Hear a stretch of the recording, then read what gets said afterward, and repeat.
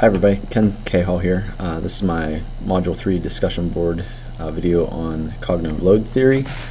As stated in the Handbook of Research on Educational Communications and Technology, cognitive load theory is basically, it helps us to explain the connection between our working memory and our long-term memory.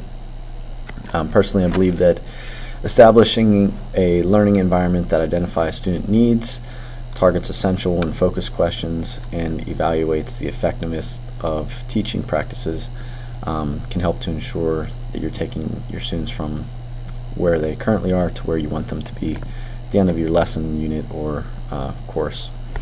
At my school, we're currently working on revising our curriculum, and part of the process for us is to meet in departments and look at what are our essential questions for the courses. What do we want all the students to take away at the end of the course?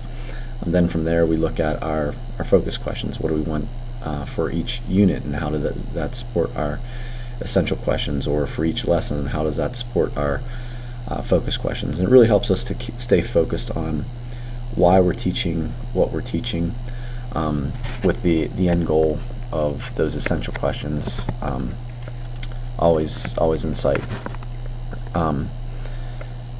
And after that, what we're going to do is we're going to be meeting together to look at our formative and our summative assessments, collect the data on that to see how we've done as teachers in presenting the information, how much our students have grown, areas where they are weak, areas we might need to revise for the future years. One way I've seen this connection between the working memory and the long-term memory this year in my classroom is with our science notebooks. In the past, we've done a typical paper science notebook. This year, our students have received 2-in-1 devices, so we decided to do a digital science notebook using Office 365's OneNote program.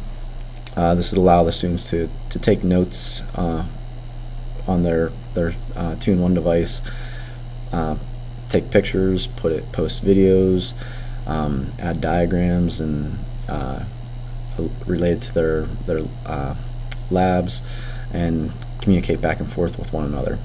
The problem I found was that because the OneNote program was new to the students and new to me as a teacher, it seemed like a lot of times the students their thinking and was so involved with learning to use this new program that I think a lot of the content not a lot, but some of the content might have been missed, and that didn't necessarily happen in past years. So I can definitely see the connection between the extraneous load and the germane load of the students trying to learn this new program, in addition to focusing on the content and how that interfered with their learning of the subject matter. This did get better as the year went on and the students became more familiar with the OneNote program, and I think it'll be even better next year as my incoming 6th graders will have exposure to it from when they're in 5th grade. But that's one of the ways that I've seen this in the classroom. Good luck, and I will see you later.